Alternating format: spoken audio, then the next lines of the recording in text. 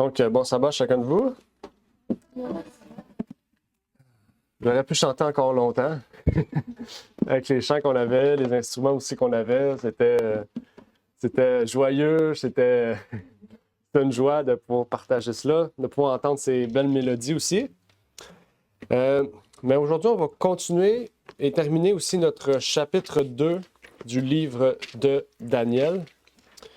On avait déjà commencé le chapitre 2 de Daniel. Aujourd'hui, on va le terminer. L'étude que je vous ai donnée tout à l'heure, c'est le chapitre 3 de Daniel, qu'on va continuer une prochaine fois. Daniel 2. Est-ce que vous saviez à quelle question on était rendu? 20? 31? 21? 21, Maria. On était... Mais il dit étude numéro 4. Ouais, ça, c'est la prochaine. Ah, C'est la prochaine. Étude numéro 4, c'est la prochaine. Là, on est rendu à l'étude... Ben, on était rendu à l'étude numéro 3. La question... On a fait la 21, on était rendu à 21. OK, merci. Donc, Daniel 2, versets 40 et 41 jusqu'au verset 49. Je vais relire pour vous. Daniel 2, versets 41 à 49. « Et comme tu as vu les pieds et les doigts en partie d'argile et en partie de fer, ce sera un royaume divisé, mais il y aura en lui de la force du fer, parce que tu as vu le fer mêlé avec l'argile. Et comme les doigts des pieds étaient en partie de fer et en partie d'argile, ce royaume sera en partie fort et en partie fragile. Quant à ce que tu as vu, le fer mêlé à l'argile, c'est qu'ils se mêleront par des alliances humaines, mais ils ne seront pas unis les uns aux autres, de même que le fer ne s'allie point avec l'argile. Et dans le temps de ces rois, le Dieu du ciel suscitera un royaume qui ne sera jamais détruit, et ce royaume ne passera point à un autre peuple. Il brisera et anéantira tous ces royaumes-là, et lui-même subsistera éternellement. Comme tu as vu que de la montagne une pierre s'est détachée sans le secours d'aucune main, et qu'elle a brisé le fer, les reins, l'argent et l'or. Le grand Dieu a fait connaître au roi ce qui arrivera ci-après. Le songe est véritable et l'interprétation en est certaine. Alors le roi Nebuchadnezzar tomba sur sa face et se prosterna devant Daniel, et il ordonna qu'on lui présentât des offrandes et des parfums.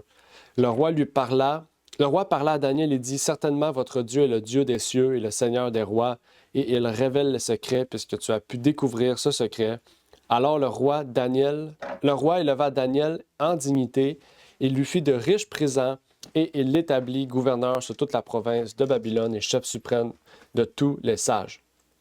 Et Daniel pria le roi de préposer Shadrach, Meshach et Abednego à l'administration de la province, mais Daniel était à la porte du roi.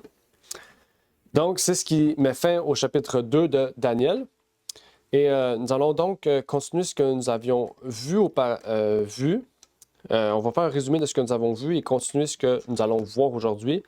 Est-ce que vous vous rappelez, parce que je sais qu'on a vu quand même beaucoup de choses dans le chapitre 2, mais est-ce que vous vous rappelez un peu du début de la statue, ce qu'on avait vu? On avait partagé ensemble la statue. Et je sais que pour ceux qui ont l'étude, on voit la statue dans l'étude. Mais est-ce que vous vous rappelez de la statue qu'on voit ici? Est-ce que vous vous rappelez de ce que nous avons vu déjà de la statue jusqu'à présent? et la tête, c'était l'or. Oui. Qui était la tête d'or? Représentait l'Asie. Oui. Nebuchadnezzar, effectivement. C'est ce qu'on avait vu un peu plus tôt. OK? La statue d'or fin. Attendez. Verset 32, il dit « La tête de la statue était d'or fin, sa poitrine et ses bras étaient d'argent, son ventre et ses hanches étaient d'airain. » OK?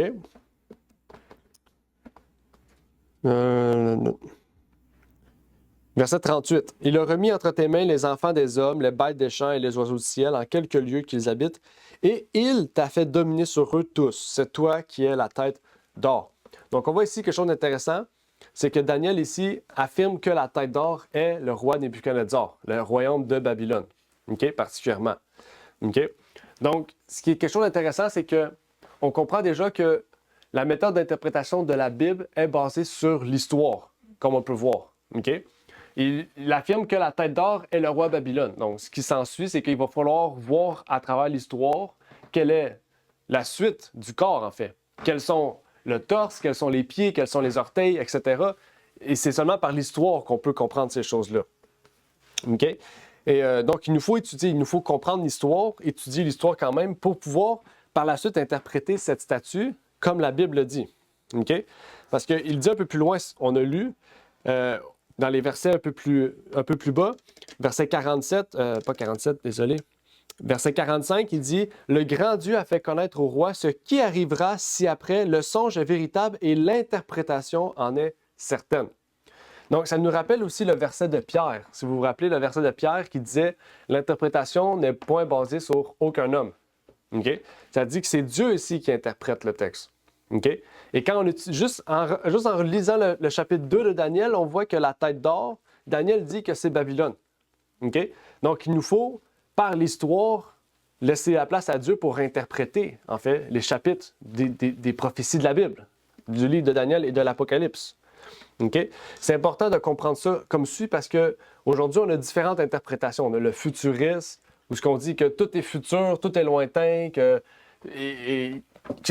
tout va s'accomplir à un moment donné, mais on dirait que jamais ça s'accomplit. On dirait que ça arrive jamais. Mais Dieu nous révèle dans l'histoire, en fait, qu'on est vraiment à la fin des temps. Si on prend la statue, si c'est Babylone, ensuite, je veux dire, le torse ne peut pas être la Russie d'aujourd'hui. Je ne sais pas si on comprend.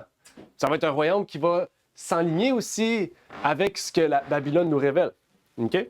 Et c'est ce qu'on va voir aussi par la suite, parce qu'on a quand même vu déjà le deuxième. On a vu aussi le deuxième royaume, au verset 39.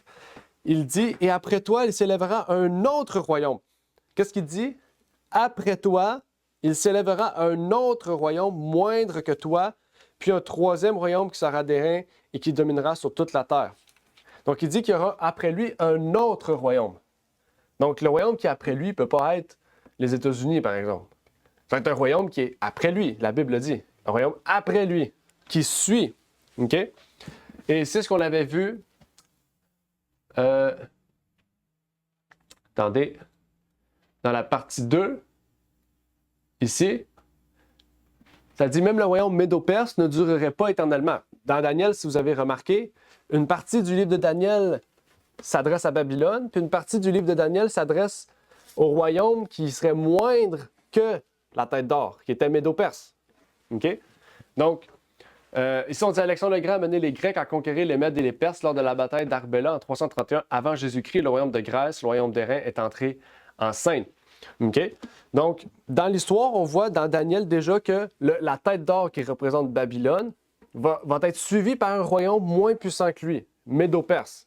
OK? Où c'est un groupe familial qui s'occupe, deux individus de même famille qui dirigeaient les Mèdes et les Perses et qui ont pris la conquête de Babylone, qui est la tête d'or. OK? Ça, encore une fois, dans Daniel, on le dit. OK? On va voir un peu plus loin dans le chapitre 7 aussi qu'on répète certains de ces événements-là, mais selon l'avancée de l'histoire aussi. Dieu révèle, si vous avez déjà étudié un peu Daniel, on révèle ces choses-là encore dans Daniel 7, et on révèle aussi plus tard dans Daniel 11 aussi ces informations-là, même avec d'autres détails. OK? Donc, on retrouve plusieurs détails aussi qui changent selon le moment où Dieu révèle les prophéties à Daniel. Et Dieu fait la même chose avec le livre de l'Apocalypse. Et ça, c'est quelque chose de très intéressant à comprendre. OK? Et aussi, on voit des métaux différents qui sont importants à comprendre. On a vu la tête d'or, on a vu d'autres royaumes, après ça, on a vu le fer, on a vu l'airain. On a vu différents métaux qui sont utilisés pour comprendre ces choses-là. OK? Donc, est-ce que vous vous rappelez des royaumes qu'on avait vus la dernière fois? Oui, c'était les pieds. Babylone, après ça, on avait vu Médo-Perse. Et on avait vu aussi un troisième royaume, si vous vous rappelez. La Grèce. La Grèce. Encore une fois, dans la Bible, on en parle aussi, dans Daniel, de la Grèce. Okay? On l'appelle des fois le royaume de Javan. Okay? C'est un synonyme pour le royaume de Grèce. Okay? Le royaume de Jaffa. Javan. J-A-V-A-N. Javan. OK? Mais on s'était arrêté là. On était rendu au verset 40 41 et 42. On dit ensuite qu'il y aura un quatrième royaume, on peut même le voir, un quatrième royaume fort comme du fer, de même que le fer brise et rompt tout, ainsi pareil au fer qui brise et met tout en pièces, il brisera et mettra tout en pièces. OK? On remarque que ce royaume-là est différent des autres. OK? On dit que le deuxième royaume, OK, la tête d'or domine sur tout. L'or, on sait que c'est un métaux qui est beau, qui est à regarder, qui est précieux. Mais après ça, on dit qu'il y aura un royaume moindre que toi. Et après ça, on dit qu'il y a un autre royaume qui va dominer sur toute la terre. Puis on sait que la Grèce a été le royaume qui a expansé le plus loin. Ouais, Alexandre le Grand est allé pratiquement jusqu'en Inde. Jusqu'en Inde, OK, par des conquêtes. Mais le quatrième royaume est totalement différent.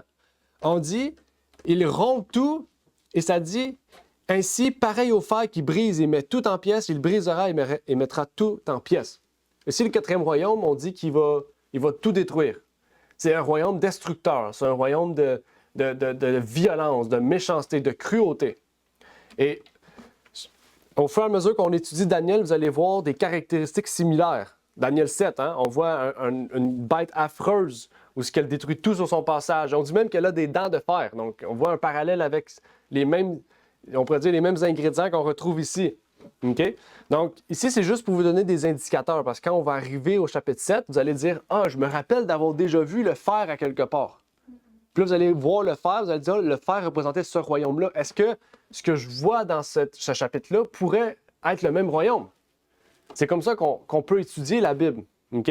Pour rester dans l'idée de la structure biblique, l'interprétation biblique de la parole. Et donc, quel métal représente le quatrième royaume qui doit venir? On a vu que c'était du fer. Le royaume qui a suivi la Grèce était la monarchie de fer, je partageais, de fer de Rome, qui a régné sur le monde de 168 avant Jésus-Christ à 476 après Jésus-Christ. C'est le royaume qui dominait le monde à la naissance de Jésus. On l'a vu, c'est eux qui ont mis Hérode à la tête du pays. OK? Hérode ne travaillait pas pour les Juifs, il travaillait pour les Romains. On dit, avec une précision infaillible, Daniel a prédit l'histoire du monde pendant plus de 1000 ans. La montée et la chute de ces divers empires, Babylone, Médo-Perse, Grèce et Rome, sont clairement prédites dans la Bible. Dieu sait à l'avance ce qui va se passer. Il est clairement en contrôle des événements humains. Étonnamment, Dieu avait prédit qu'il y aurait ces 4 empires mondiaux et pas plus.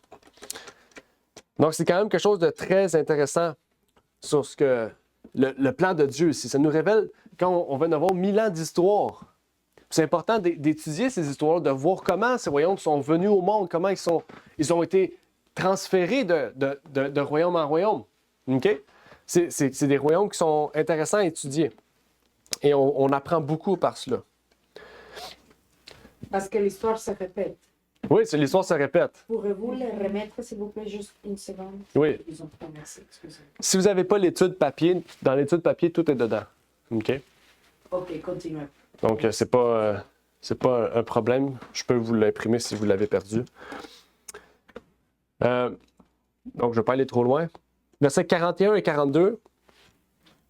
On nous dit, comme tu as vu les pieds et les doigts en partie d'argile et en partie de fer, ce sera un royaume divisé, mais il y aura en lui de la force du fer parce que tu as vu le fer mêlé avec l'argile.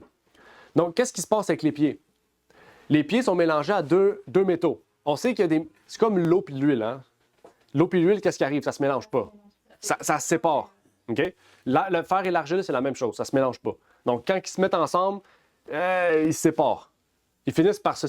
Ça veut dire quoi? Je ne sais pas si on comprend. Chaque chose dans la Bible, chaque virgule, chaque mot a une signification. Ça ne peut pas amalgamer. Exact. Donc, si on convertit ça, parce qu'on sait que la statue, c'est des royaumes. On sait que les orteils, c'est des royaumes. Vous êtes d'accord? Donc là, on prend une partie du fer. Qui est le fer déjà? Le fer, c'est Rome. C'est Rome. Donc, on prend la force, la cruauté, la méchanceté de Rome. C'est comme on a vu, la Rome païenne, peu importe, l'Empire romain, parce que l'Empire romain s'est divisé par la suite en divers empires, en 2 empires à un moment donné, l'Empire d'Orient et l'Empire d'Occident. L'Empire d'Orient, on l'appelait les chrétiens de Constantinople, OK? Ou les chrétiens de Nicéens qu'on appelait. C'est les chrétiens qui croyaient à la Trinité et aux doctrines de l'Église catholique, puis il y avait l'Empire d'Occident, eux étaient ariens. Ils croyaient qu'il y avait un Dieu, ils croyaient qu'il y avait un fils, Jésus-Christ, qui était mort. Okay? Donc, c'était deux empires avec deux doctrines différentes. Okay? Qu'est-ce qui est arrivé par la suite de la dissolution de l'Empire romain total? Parce que si vous connaissez l'histoire, vous savez ce qui suit ça. Qu'est-ce qui a suivi la division des deux empires? On l'appelait l'Empire byzantin. C'est l'Empire... Dans le fond, il y a eu l'Empire byzantin, puis l'Empire byzantin s'est divisé en l'Empire d'Occident et l'Empire d'Orient. Il y était deux empires romains, une catholique, puis une, c'était des barbares. Qu'est-ce qui a mené ensuite la division de ces deux empires-là? Ah, vous parlez de Constantinople? Non. Oui, on peut parler. Ben, Constantinople, c'était la capitale de l'Empire de l'Orient. C'est Constantin qui l'a mis en place à sa mort. Mais qu'est-ce qui est arrivé ensuite de ces deux empires? Parce que l'Empire romain s'est dissous à un moment donné. C'est pas le quatrième, c'est pas le cinquième royaume, l'Empire romain, c'est le quatrième. Donc, après, c'est 10 orteils, où on mélange le fer et l'argile. Puis là, on sait que le fer, c'est la Rome. Donc, on sait que dans ce cinquième royaume-là, il va avoir des caractéristiques du quatrième royaume qui est la Rome. Donc, quels sont les Enfin, je ne veux pas donner d'indices, trop. Quel est le cinquième royaume ou les cinquièmes royaumes? Mais donnez-moi les deux royaumes que vous parliez maintenant. Vous avez demandé une question et vous avez dit vous avez mentionné deux royaumes. Celui-là de Rome. Ah, ben l'Empire romain.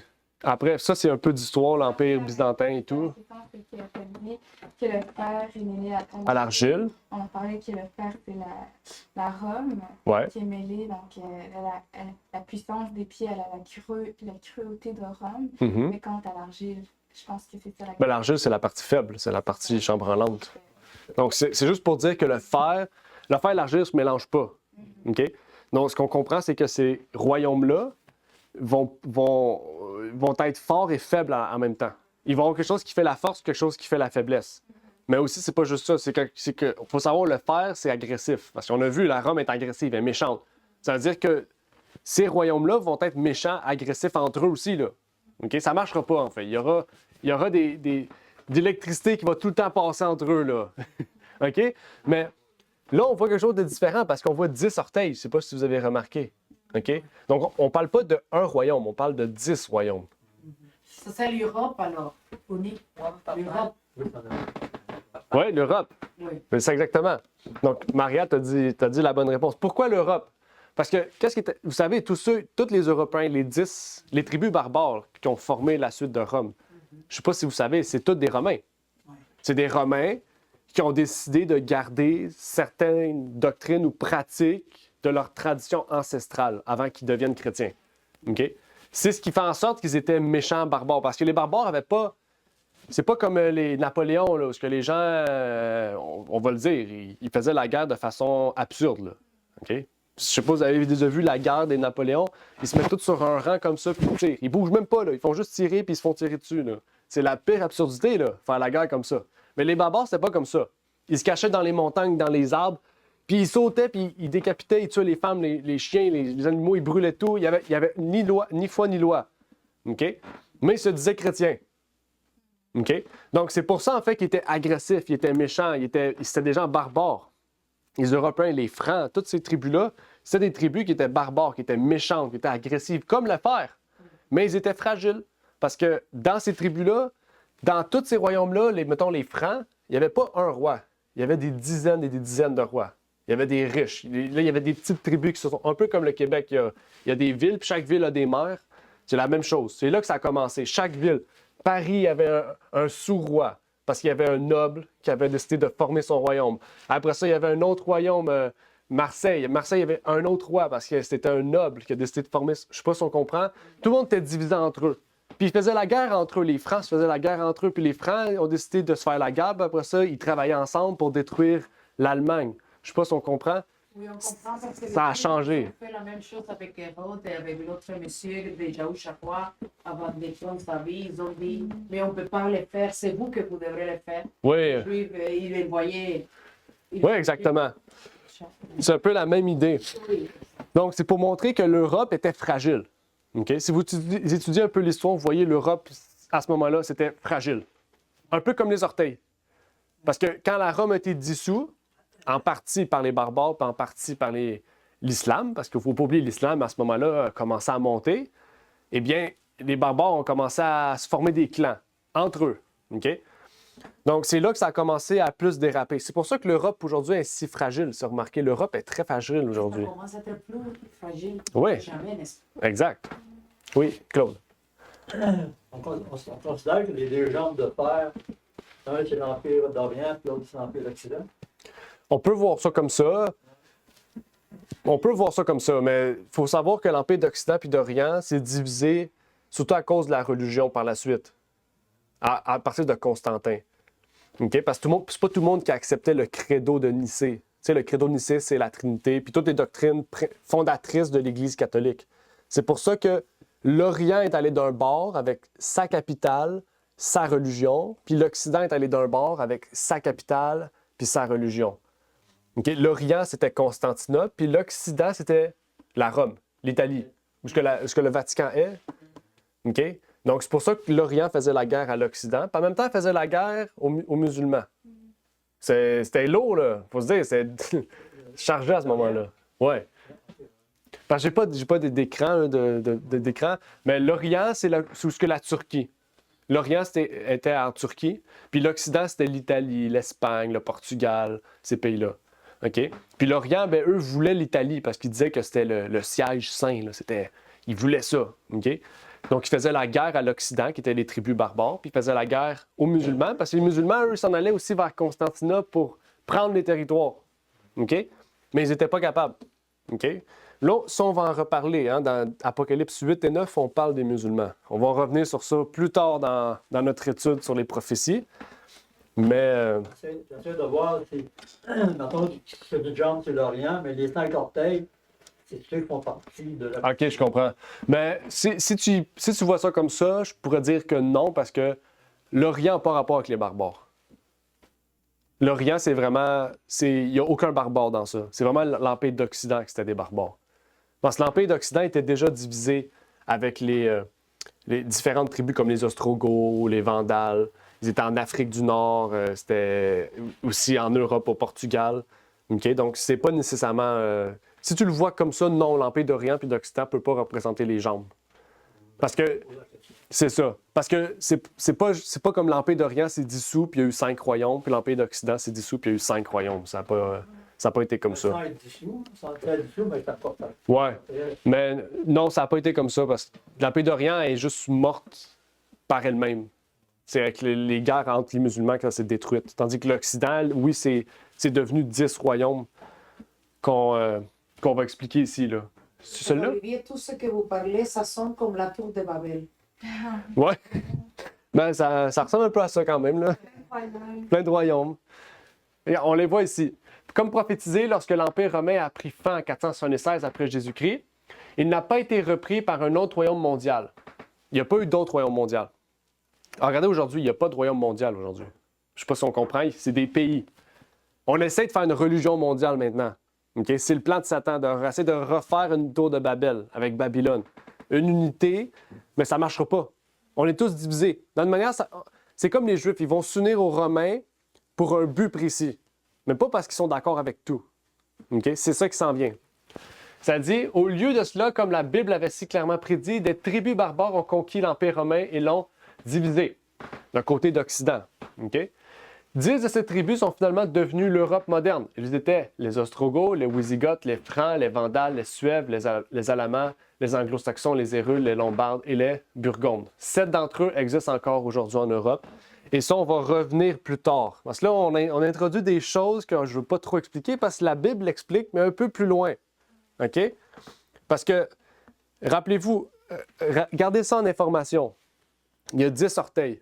Le nombre 10 revient au moins une dizaine de fois dans les prophéties. Apocalypse 12, Apocalypse 13, Apocalypse 17. OK? Daniel. Hein? Ça se répète. Oui, ça se répète. On ne dit pas 10 orteils, mais on dit 10 royaumes. On dit 10 cornes. Je ne sais pas si on comprend. On répète dans une certaine mesure des synonymes. Parce que c'est comme ça que l'Apocalypse et Daniel s'expliquent. Il donne une information, puis après ça, il répète la même information, des fois sous une structure différente, sous des termes différents. Comme là, j'ai dit fer, rappelez-vous de fer. Le fer, on le voit dans Daniel plus loin. 10 royaumes, ou le nombre 10, on le retrouve plus loin. Là, après ça, on va essayer de créer des connexions. Est-ce que c'est la même chose ou non? C'est comme ça qu'on construit notre casse-tête des prophéties. Dieu est incroyable. Dieu est incroyable. OK? Il a expliqué ça à Daniel. Exact. Il a tout expliqué ça à Daniel. Puis même Daniel, il était comme... Il comprenait pas lui aussi. Parce que c'était pas pour son époque. Donc, il comprenait pas. Mais ça, il l'a compris. Oui, c'est ça. Il a dit scellé pour Pour la fin des temps, exactement. Daniel 12. Donc, il y a des choses que Daniel a pu comprendre comme la statue parce que Dieu voulait amener un message à Nebuchadnezzar. Puis ça, on va l'étudier dans Daniel 3 puis Daniel 4. Parce que Daniel 3 et 4, c'est vraiment concentré sur le lien entre Daniel et Nebuchadnezzar. Puis là, on va voir la relation qu'ils ont, puis on va voir aussi qu'est-ce que Dieu peut faire aussi en vertu des rois, comme Nebuchadnezzar. Qu'est-ce que Dieu a voulu enseigner aussi à notre bien-aimé Nebuchadnezzar. Donc, Ostrogoth, Wisigoth, Franc, tout ça, gardez-le en tête. Bon, on va étudier ça dans Daniel 7, dans Daniel 8. On va étudier ça plus tard même. OK? Ici, c'est juste une introduction, vraiment. La statue, elle ne donne pas beaucoup d'infos. Elle donne une structure pour étudier les prophéties. C'est ça qui est intéressant. OK? C'est pour ça qu'on dit que sans Daniel, l'Apocalypse, on ne peut pas le comprendre. Puis sans l'Apocalypse, ben Daniel sert à quelque chose, mais il va être moins précis qu'avec l'Apocalypse. C'est deux livres qui marchent ensemble. Vraiment, qui marchent de pair. Ah, c'est pas fini. Par exemple, les Anglo-Saxons sont devenus les Anglais, les Francs sont devenus les Français, les Lombards sont devenus les Italiens. Daniel 7 raconte l'histoire fascinante de la puissance qui a détruit de ces 10 divisions. Détruit 3 de ces 10 divisions. Okay? Si vous voulez étudier déjà d'avance, allez-y. Okay? Nous, de toute façon, on va l'étudier. Okay? Inquiétez-vous pas. Donc, c'est ça notre belle statue. Là, je l'ai faite de plus beau. Notre belle statue. Okay? Et là, on va faire un bref résumé, là, encore une fois. C'est important parce que ça, quand vous connaissez ça dans votre tête, vous connaissez Daniel 2. C'est simple. C'est qui déjà la tête? Babylone.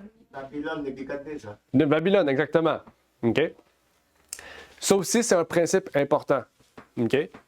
Ici, la tête, c'est Babylone. OK? C'est pas juste un roi, c'est un royaume.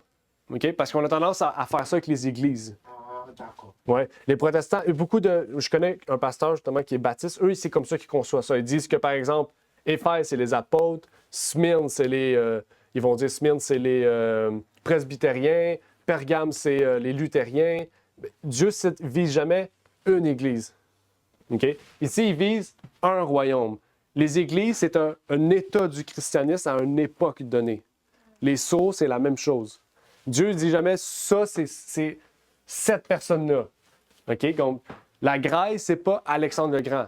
Nous, on sait que la Grèce, c'est Alexandre le Grand dans le sens parce qu'on a rattaché la Grèce à lui. Mais il y a pas, après Alexandre le Grand, il y a eu les 4 personnes, les 4 généraux que Daniel 7 explique. Donc, on comprend que c'est pas juste Alexandre le Grand. C'est une royaume. Exactement. C'est une entité entière, à part entière. OK? Parce que même Babylone, on l'a vu, il y a Nebuchadnezzar, mais c'est pas à cause de Nebuchadnezzar que le royaume est tombé. C'est à cause de son fils, Belshazzar. OK? Donc, Belshazzar et Nebuchadnezzar font partie du royaume de Nebuchadnezzar qui est la tête. Ça, c'est important. Parce que ça, c'est des méthodes d'interprétation qu'on va répéter dans tout le livre après. Tout le livre de l'Apocalypse, tout le livre de Daniel. Puis c'est comme ça que Dieu veut que l'on le comprenne. Bon, le torse. Le torse, c'est quoi? Médo-Perse. Médo-Perse. C'est l'argent. Oui, exactement, l'argent. OK? Pour vrai, si vous voulez, il y a un documentaire que je pourrais vous recommander. C'est pas un documentaire chrétien, mais il explique tous ces royaumes-là, en détail. Vous allez comprendre qui a dominé Médo-Perse, comment ils ont gagné face à la Babylone, comment ils ont été détruits. Je l'ai écouté, c'est vraiment très intéressant. Je vous recommande. C'est, je pense, 6 épisodes sur différents royaumes, dont les 5, plus l'Égypte en plus. OK? Dans les tombes de Médo-Perse, c'était Queen Esther. C'est ça, la reine Esther. Oui, exactement. L'histoire. Ça, c'était intéressant. La reine Esther, c'était pas le premier roi, c'était le 4e. Ah, OK? Assuérus. OK? sauver les Juifs. Exactement. Assuérus, c'était le 4e. OK? Ça, c'était même, on peut dire Néhémie. Néhémie, c'était au 5e.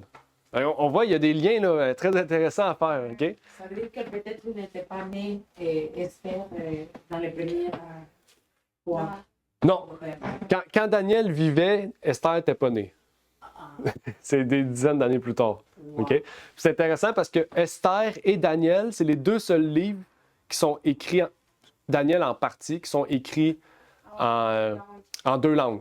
Ben, Esther, c'est écrit tout en la langue. Ouais. Pas araméen, c'est chaldéen. Chaldéen. OK? La langue des Chaldéens. Ben, je pense que je sais pas si c'est araméen. Mais c'est la langue des Chaldéens. OK? Donc, tout le livre d'Esther, c'est pas en hébreu. OK? Puis Daniel 2 à Daniel 7, c'est pas en hébreu. Intéressant, OK? Ça, c'est une petite note d'histoire parce que nous, on a du français, donc on le sait pas. Wow.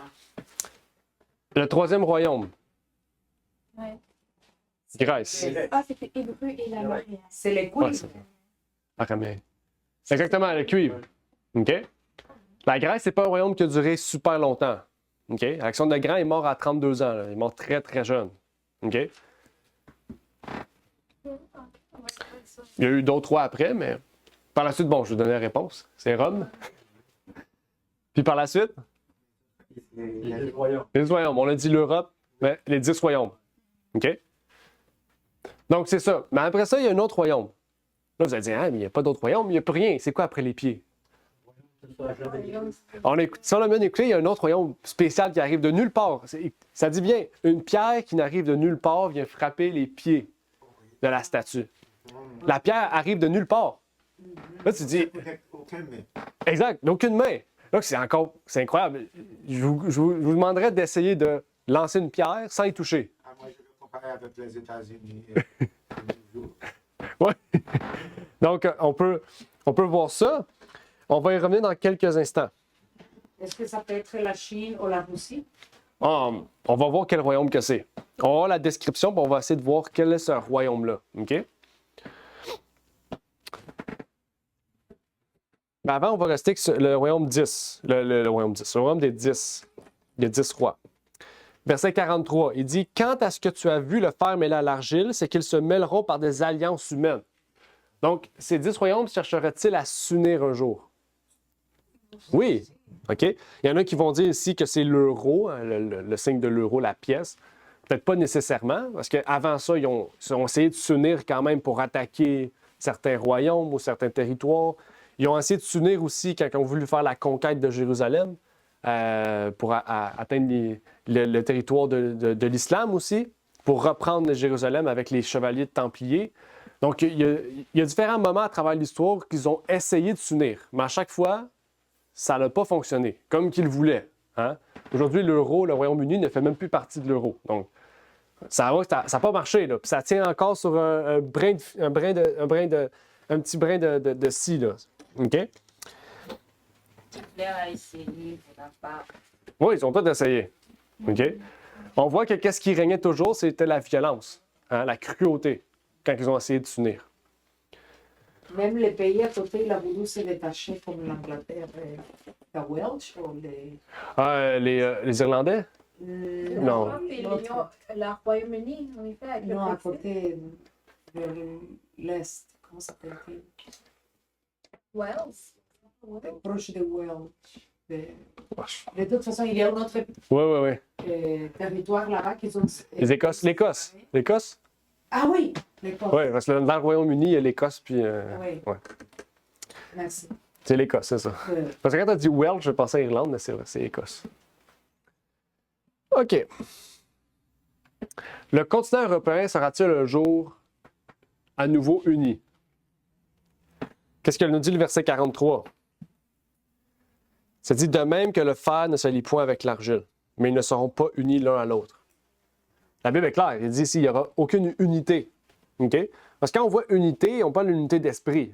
On voit hein, que depuis que l'Europe existe, il n'y a jamais eu d'unité d'esprit, telle que révélée dans la Bible, telle que décrit. OK? On a dit les hommes ont essayé d'unir l'Europe tout au long de l'histoire. On a parlé Charlemagne, Napoléon, Mussolini, Hitler, et d'autres ont fait de leur mieux pour unir l'Europe. mais ces paroles de l'Écriture ont arrêté chaque aspirant à la domination mondiale. La prophétie biblique déclare clairement que le monde restera divisé pour le reste de l'histoire. Rappelez-vous, Dieu est aux commandes des événements terrestres. Même chose avec Babylone. Rappelez-vous, Dieu a dit à Babylone qu'elle ne sera jamais reconstruite. Est-ce qu'aujourd'hui, Babylone a été reconstruite? Non. Non. OK? Dans l'histoire même, on sait que les résidus de Babylone étaient un lieu pour les chiens, les serpents, les chats, les animaux. Dans la Bible, dans Ésaïe, ça dit que Babylone va être un repère d'animaux. C'est pour ça que dans Apocalypse 18, on dit que Babylone est un repère d'animaux impurs. Je sais pas si on fait un lien littéral et spirituel. Dieu est toujours dans les détails. Donc, c'est la même chose ici qu'il fait. OK? Il est dans les détails. Après le verset 43. Oui. Quelle culture est proche maintenant? L'Irak? Quelle culture est proche de C'est une bonne question. Où est-ce que se situait Babylone, exactement? Tu parles le royaume, le temple, mettons, les jardins suspendus, puis tout ça. Je ne sais pas c'était où exactement. Peut-être en Turquie ou je ne connais pas exactement le territoire. Hein? Babylone? Oui, où est-ce que le royaume, où est-ce que le temple de Nebuchadnezzar était, où est-ce que... C'était l'Irak. C'était l'Irak, hein? L'Irak. C'est dans ces coins-là, c'est sûr. Ça serait l'Irak. C'était l'Irak. OK. Bien, aller en Irak, il n'est pas là encore. Là. J'ai pas jamais vu la splendeur de Babylone telle qu'elle l'était avant. Parce que Dieu a donné un décret, et Saddam Hussein, il s'est défié Dieu, puis Ouais. Dieu a montré à Saddam Hussein qu'il était plus fort. Oui, c'est vrai, je me rappelle de ça, c'est vrai. Quand Dieu dit quelque chose, la chose s'exécute. Exact. Par la suite, on parle d'un royaume final, au verset 44. Il dit, « Et dans le temps de ces rois, le Dieu du ciel suscitera un royaume qui ne sera jamais détruit. » Là, il faut écouter les détails. Le Dieu du ciel suscitera un royaume qui ne sera jamais détruit. On a deux informations importantes. Un, les autres royaumes de la statue, c'était des hommes qui mettaient des royaumes en place. Le dernier royaume, après les 10 orteils, c'est un royaume que Dieu va mettre en place. Donc là, si on dit que c'est la Russie, on reconnaît que Poutine, c'est un représentant de Dieu. Donc, ça serait une erreur grave de dire ça. N'importe qui, en fait, ça serait une erreur grave. Mais supposez ici que c'est Dieu qui suscite un royaume, qui ne sera jamais détruit. OK? Jamais détruit. Alors, vous parliez de 11e. Ça n'a pas encore arrivé. Non, ce royaume-là n'est pas encore là. Pas encore là. Ça dit Dieu va susciter un royaume qui ne sera jamais détruit. Il dit, Le 11e. ben le 11e. Peut-être pas le 11e, mais 1, 2, 3, Ça, c'est la même 4, 5. Ce qui a frappé, ça, c'est pour dire que Exact.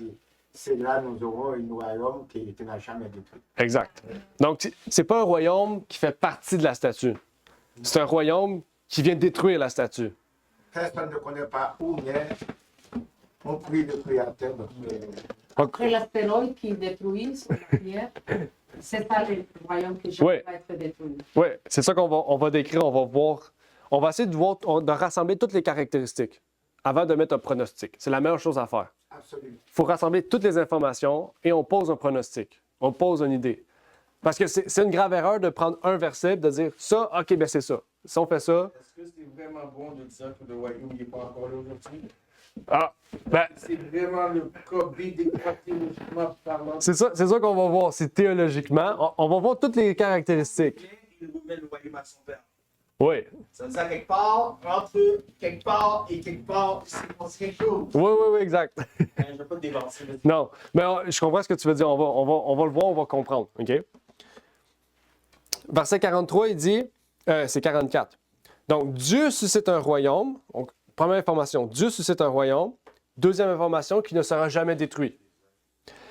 Troisième information, et ce royaume ne passera point à un autre peuple. Troisième information, c'est pas un peuple. Ici, c'était les Babyloniens. Ici, c'était les Médo-Perses. Là, ça ne sera pas ici un autre royaume. Ça ne sera pas les États-Unis. Ça ne sera pas les Russes. Ça ne sera pas un peuple en particulier. OK? Ça, c'est intéressant. Le 144 000. On va pas poser de pronostic. On va lire et on va comprendre. Dieu suscite un royaume. Il ne sera jamais détruit.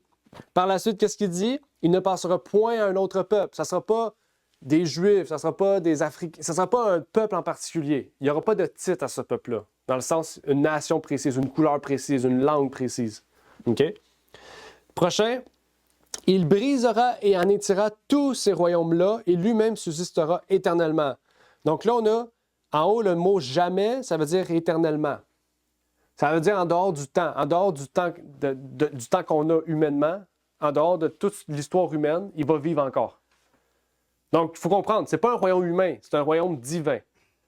Je ne sais pas si ça commence à vous donner un peu d'indicateur. C'est un royaume divin, c'est pas humain. Donc, il est en dehors du temps, là. C'est pas nous qui régit le temps de ce royaume. C'est Dieu qui régit le temps. Puis il a dit, il n'y a pas de temps, il est éternel. Donc, c'est quelque chose de profond. Il dit, et en étira tout ce royaume-là. Donc, on n'a vraiment pas à avoir peur de Babylone, peur de Médo-Perse, peur de l'Europe, peur de tous ces royaumes-là, parce que le prochain royaume va détruire tout. Verset 45. Comme tu as vu de la montagne une pierre se détacher sans le secours d'aucune main. On a vu que la montagne, c'était la montagne de Sion, montagne de Dieu.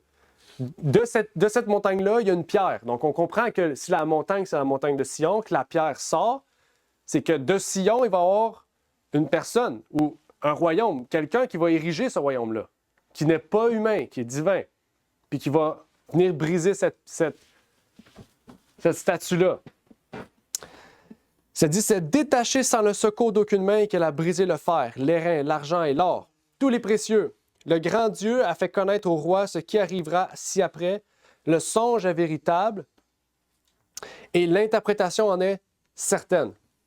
Donc là, on ne peut pas se tromper. OK? Avec tous les détails qu'on a. C'est un royaume de Dieu. Il est éternel. Il va détruire tous les autres royaumes humains. Et c'est un royaume divin qui s'est détaché sans aucune main de la montagne de Sion. OK? Si on y va littéral, la montagne de Sion, c'était le peuple, le peuple juif à l'époque. OK? Puis là, on y va littéral.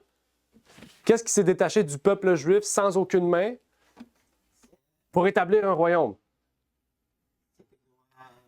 Salmanasar qui a chassé tous les peuples. Oui, si on y va comme ça, oui. Qu'est-ce que ça détaché du peuple juif? Qu'est-ce qui s'est détaché du peuple juif puis qui est venu établir un nouveau royaume? C'est les Romains et puis les rois Salmanasar qui a chassé toute la dernière tribu de Juda et l'Afrique du Nord, tombé en Afrique de l'Ouest. Oui, OK. Mais là, il ne faut pas oublier, c'est un royaume divin, pas un royaume humain. Jésus-Christ. OK? Jésus-Christ, il est venu au monde sans aucune main. Il n'a pas eu besoin de la méthode classique humaine pour venir au monde. Il est venu sans aucune main dans ce monde. Qu'est-ce que Jésus est venu faire? Établir un nouveau royaume. Là, on va dire, OK, bien, on ne voit pas ce royaume-là. Dans la Bible, on parle d'un royaume de grâce et d'un royaume de gloire. OK? Le royaume de gloire va venir lorsque Jésus reviendra. Bien, nous sommes déjà dans ce royaume de grâce-là. Vous êtes d'accord? OK? Donc, ce qui veut dire que la pierre qui sort et qui détruit la statue, c'est Jésus-Christ, qui a déjà victoire sur tous les royaumes humains. OK? On dit victoire. OK? Est-ce qu'il a déjà vaincu? Il a déjà vaincu ces royaumes-là? Oui. Mais littéralement, il va le vaincre, mais qu'il revienne. À son deuxième retour, Jésus-Christ va avoir la victoire littérale, parce que là, on le croit, mais ce que je veux dire, c'est que vraiment, il va y avoir la destruction de tous les royaumes lorsque Jésus reviendra. Vous êtes d'accord? Non, moi, c'est pas parce que je ne suis pas d'accord, mais il y a un problème parce que tout le royaume avant était concret. C'est le royaume-là qui paraît abstrait. Oui. Donc, dans Ésaïe, je ne me souviens pas quel verset Ésaïe, qui dit le rejeton de David et établira un royaume éternel. Donc, dans la façon que le monde soit bouleversé en ce moment, je crois que probablement le royaume éternel n'a pas sa part. Non, il n'est pas encore arrivé. Le royaume, dans le sens, oui, je suis d'accord avec toi, le royaume de gloire éternelle, dans le sens, nous, littéralement, dans ce royaume, n'est pas arrivé. Mais il était français, par contre. Exactement, dans la grâce, si tu meurs demain en Christ, tu feras partie du royaume éternel. Donc, spirituellement, il est présent.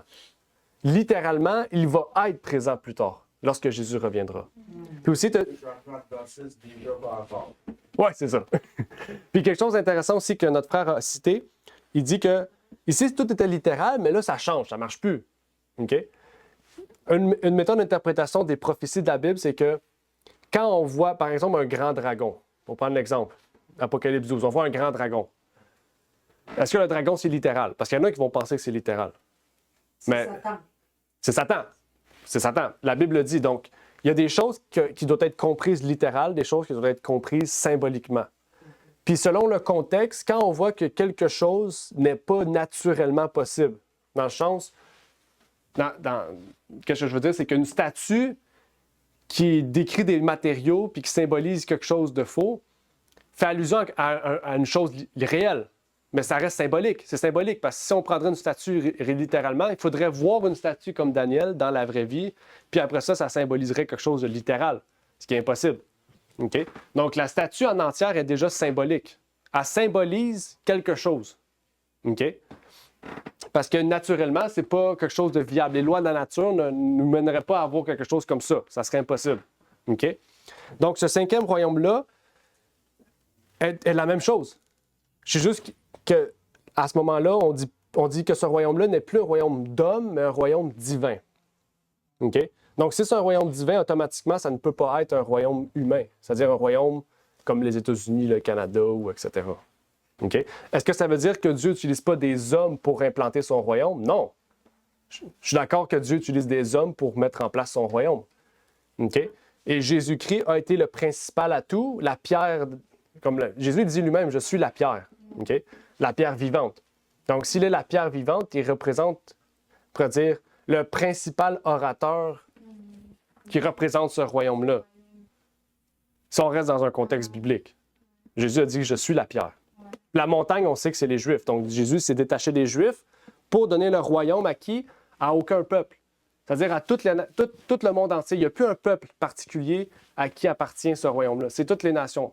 C'est n'importe qui. Ce qui veut dire que, par exemple, Maria parle espagnol, moi je parle français, elle est née au Panama, moi je suis né ici. Déjà, on est un peuple différent. Donc ça ne marcherait pas. Bien ici, ça marche parce que Dieu dit, c'est plus un peuple particulier qui appartient à la nation. C'est-à-dire que Maria peut me parler en espagnol, moi je lui parle en français, puis au ciel aussi, puis on va se comprendre. Parce que Dieu va nous donner la possibilité de nous comprendre. C'est ça. C'est un royaume éternel. Mais Dieu nous utilise, nous, pour implanter ce royaume-là. OK? C'est là aussi qu'on doit distinguer. Parce que ce qui se passe, par exemple, aux États-Unis, où on essaie d'utiliser les armes pour implanter un royaume, c'est l'erreur qu'on essaie de commettre.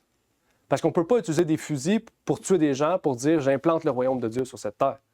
Tandis que Jésus a dit que cette terre est vouée à la destruction. Je ne sais pas si on comprend.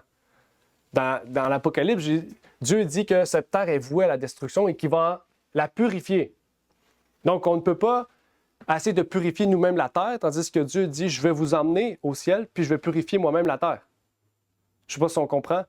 Donc, c'est là aussi qu'on peut... Dans quel sens qu'on doit implanter le royaume? Qu'est-ce que veut dire implanter le royaume? C'est là qu'on doit comprendre. Est-ce que ça veut dire physiquement, en tuant des gens, je ne sais pas, en essayant de promouvoir la guerre et détruire les autres religions, aux autres nations qui se mettre contre le plan de Dieu? Ou est-ce qu'on essaie d'amener des gens à la foi pour que ces gens-là fassent partie du royaume littéral à venir? Oui, parce que Yahweh Père il dit que le royaume, la terre, ça sera pour les mic. Je ne sais pas mic comment on dit. M-E-E-K. Mick.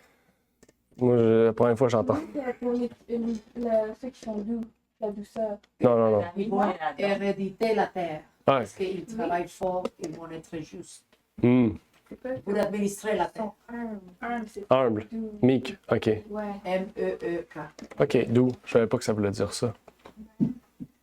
Amen. Oui, Daniel? Oui, ce que tu viens de dire est très intéressant parce que les royaumes, comme quoi, ils se battent pour former, pour conquérir tel ou tel royaume. Puis le royaume de grâce, comme tu as dit, est déjà là. Et cette conquête, c'est individuel. Chaque personne, c'est Donc, Jésus est en train de conquérir des cœurs pour aller former ce royaume de gloire qui s'en vient bientôt. Alors, nous voyons que ce combat commence déjà, mais ce combat, ça se passe dans nos cœurs, former nos caractères à l'image de Jésus-Christ pour faire partie de ce royaume de gloire qui s'en vient bientôt. Amen. Amen. C'est ça qui est important, parce que Dieu dit qu'il va venir établir son royaume. Il a établi son royaume dans nos cœurs, mais il veut établir son royaume-là physiquement. La Bible le dit. Ésaïe dit, je vais établir son royaume-là physiquement, littéralement. Dieu va établir un royaume. OK? Mais on n'est pas dans la phase de l'établissement littéral de son royaume-là. Dieu le fait dans notre cœur. Quand Maria prend la décision de suivre le Christ et qu'elle meurt, ou si elle survit jusqu'à la fin des temps et qu'elle va au ciel directement avec Jésus-Christ, eh bien, elle va rejoindre ce royaume-là que Dieu veut établir sur cette terre. OK?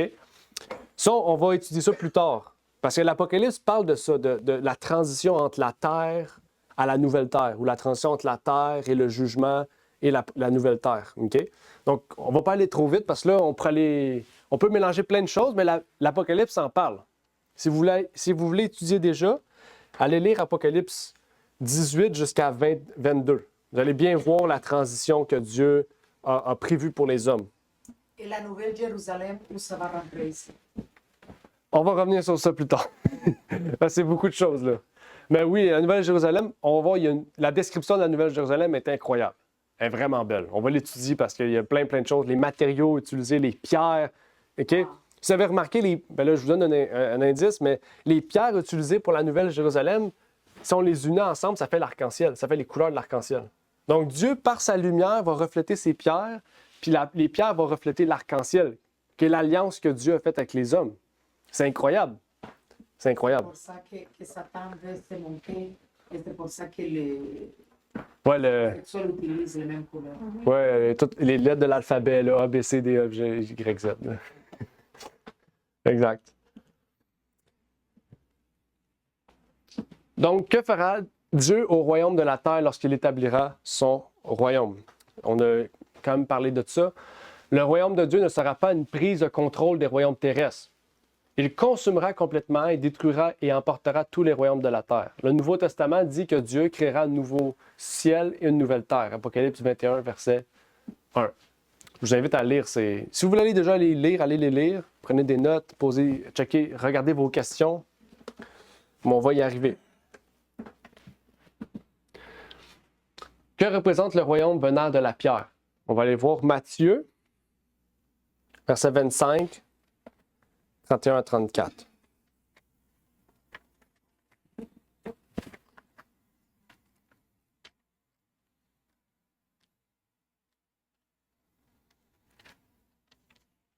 Il dit, « Or, quand le Fils de l'homme viendra dans sa gloire et avec tous les saints anges, alors il s'assiera sur le trône de sa gloire.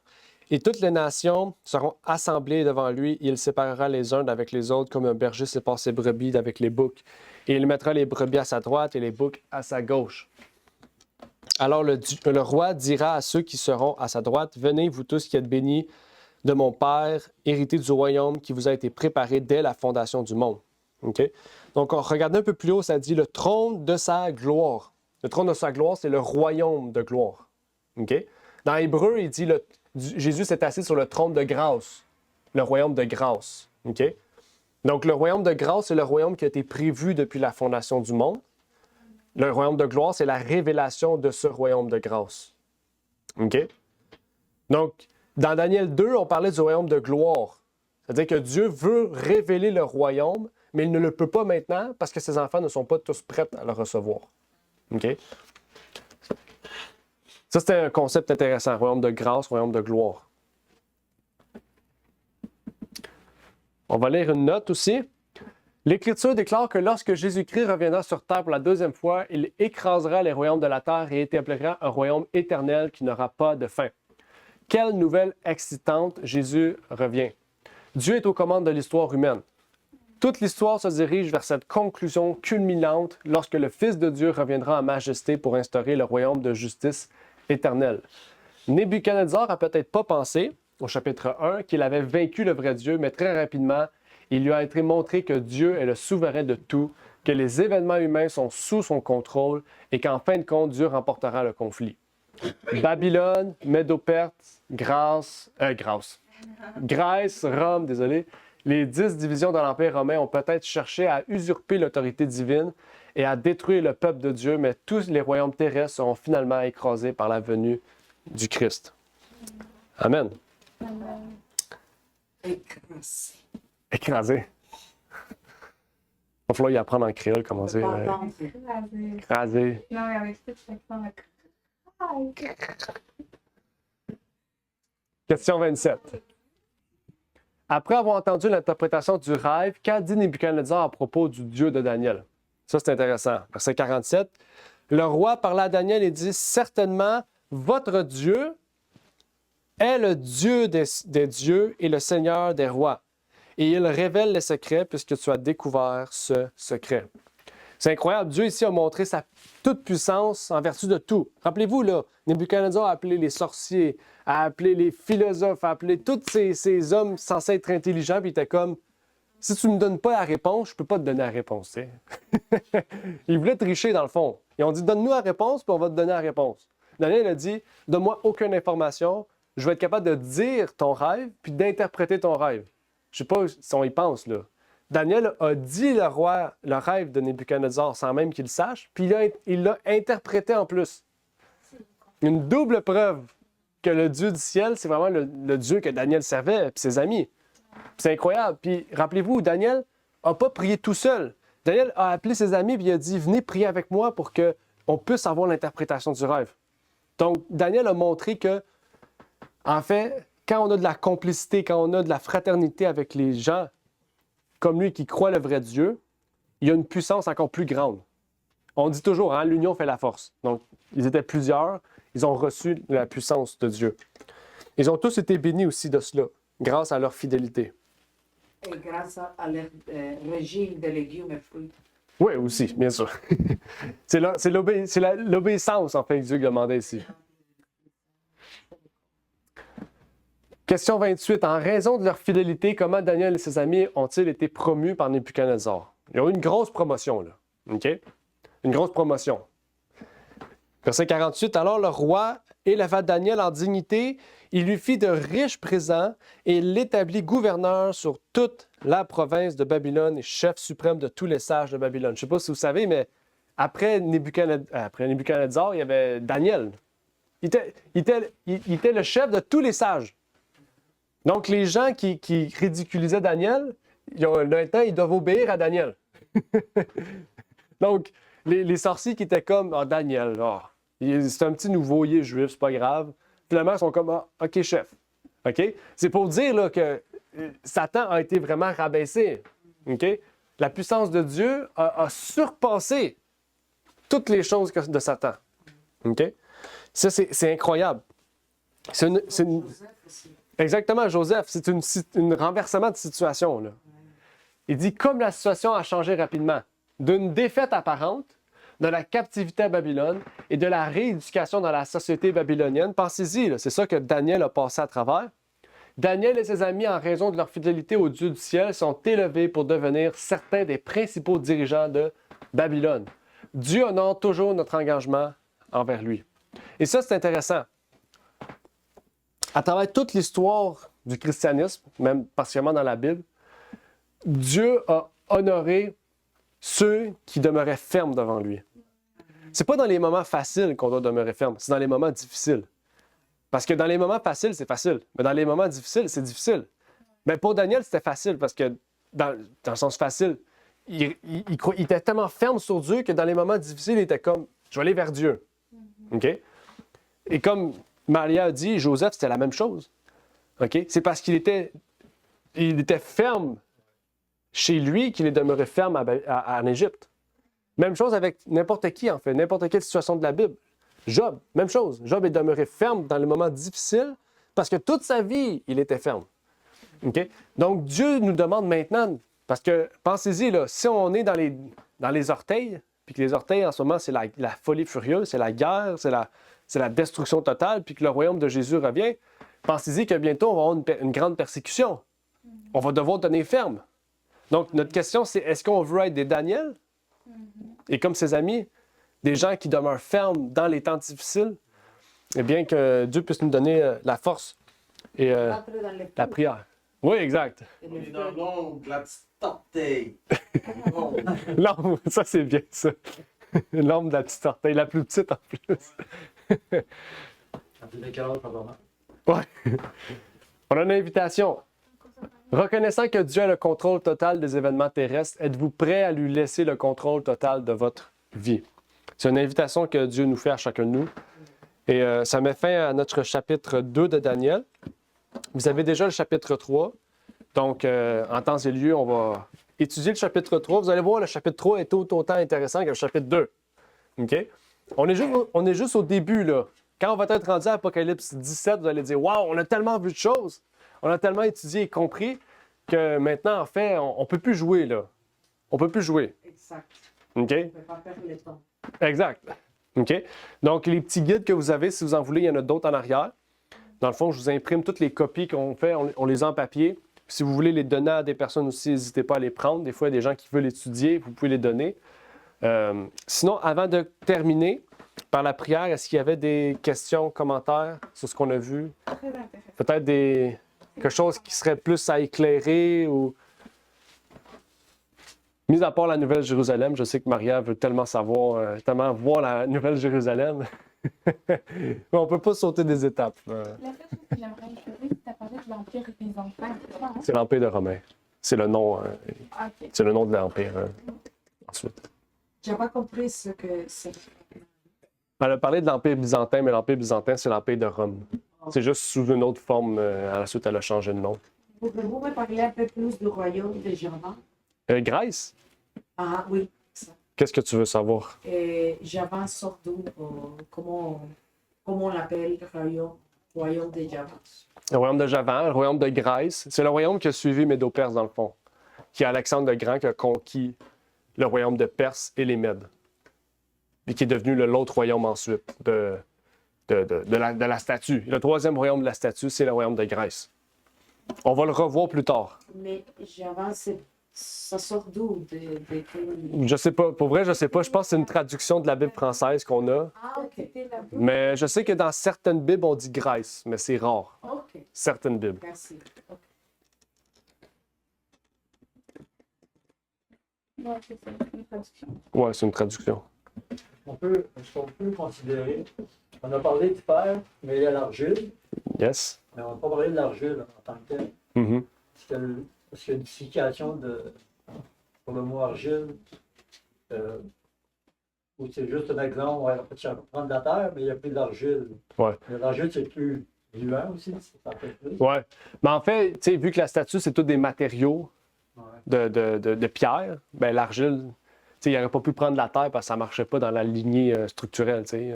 Fait que c'est l'argile qui est quand même un métaux, l'argile, mais qui est c'est un métaux très, ben, c'est comme le fer, c'est un métaux. Oui. Mais l'argile, c'est très, c'est mou, c'est pas fort, pas fait fort. Orange. Ah oui, ouais, c'est ça. On peut, Orange. on peut faire de la poterie. On peut faire de la poterie, on peut faire quelque chose. Dur. Ça vient dur, mais il faut que tu travailles fort. Ouais, c'est ça. Ok, ouais, je comprends. C'est pas un métaux en tant que tel comme les autres, mais c'est un matériau que Dieu voulait utiliser pour montrer l'exemple avec le fer, que ça se mélange pas en fait. OK? Il y a un élément santé aussi dans l'argile. Mais il y a des Oui. interprétations de nos jours. Est-ce que c'est des fausses interprétations? On considère que la Russie, c'est le fer et la Chine, c'est l'argile. Que pensez-vous à propos de cette Ouais. interprétation-là, même si la Bible Ouais. La Bible parle pas directement toujours des royaumes qui sont cités. Ça, on est d'accord, OK? Dans le sens, ça va pas être écrit tel royaume représente le fer. C'est à nous, des fois, d'étudier l'histoire puis de voir les parallèles. Maintenant, je pense, je connais certaines églises, effectivement, qui vont dire que la Chine fait partie des prophéties ou la Russie. Je pense que c'est à nous aussi de prendre ça, de dire, OK, pourquoi qu'ils disent ça? De prendre leur explication puis de dire, est-ce que c'est vraiment lié avec la Bible? Est-ce que vraiment on peut lier ça avec la Bible? Est-ce qu'il y a un lien logique? Parce qu'il y en a des fois qui vont utiliser ça pour dire, ah ben, la Chine, parce qu'ils vont persécuter les chrétiens. Mais au Nigeria, pourquoi le Nigeria ne serait pas plus dans la Bible? Vous comprenez? Donc on peut dire, ah ben, la Chine, c'est parce que c'est une puissance mondiale. Oui, ben c'est un royaume parmi tous les autres royaumes. Donc, tu sais, on peut aller loin, là. Donc, il nous faut vraiment rester dans la ligne biblique de se dire que les 5 royaumes-là, c'était vraiment des royaumes mondiaux. Il n'y avait pas d'autres royaumes à part ces royaumes-là. Oui, il y avait des petits groupuscules. La Chine existait, mais c'était une petite graine comparativement à la grosse empire. Mais après l'Empire de Rome, si vous avez remarqué, c'était tous des petits royaumes. On a vu 10 royaumes. OK? Bien, après ça, aujourd'hui, c'est tous des petits. On a 200. On a quoi? 200 quelques pays à peu près? Avant, il n'y avait pas 200 pays. Là. Avant, Babylone, il y avait un pays. C'était Babylone. Je ne sais pas si on comprend. Aujourd'hui, on a 200 pays. Au niveau prophétique, il faut respecter les interprétations. Exact. Donc, au niveau prophétique, on sait qu'il y a 2 facteurs à considérer. Donc, si le peuple de Dieu n'est pas immédiatement au centre et au cœur, vous n'avez pas de prophétie, bien, vous avez des événements mondiaux courants. Donc, essayez d'éliminer de votre esprit la Chine, la Russie, Israël. Essayez parce qu'on va rentrer dans des distractions par des événements World Current Event et puis prophétie qui sont 2 choses différentes. Si le peuple de Dieu n'est pas directement au milieu, vous avez Current World Event et non prophétie.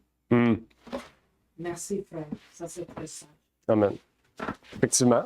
Merci. Dans la Bible, il y a des versets qui parlent de l'argile parce que Dieu nous met en forme. Yeah. Comme on appelle le alfarero, je ne sais pas comment on dit ça. Si. Aussi. Alors, il y a un chapitre qui parle de Dieu qui donne forme à nous. Et c'est l'argile, mais c'est une autre chose complètement. Ouais. Il faut aussi savoir ça, il y a des mots dans la Bible qu'on appelle des mots génériques. Une femme, par exemple, peut, selon le contexte, signifier différentes choses. C'est pour ça, en prenant le contexte du potier, je ne suis pas sûr que l'argile, c'est un métal. Hein? J'ai compris. Non, c'est pas un métal. J'ai dit ça tantôt, je m'excuse. J'ai réfléchi à ça, j'étais comme non, c'est pas un métal. Mais c'est vrai que c'est une terre qui est plus solide que la terre de terre. C'est quelque chose qu'on peut transformer. Là. C'est comme la maison d'Israël inclinée de Dieu. Oui, exact, c'est ça. Et Exact. dans des cultures, les gens l'utilisent pour faire des maisons, des vraies maisons, avec la Oui, paille, c'est vrai. Oui. l'argile. C'est quand même solide pour faire ça. Effectivement. Est-ce qu'il y avait d'autres choses?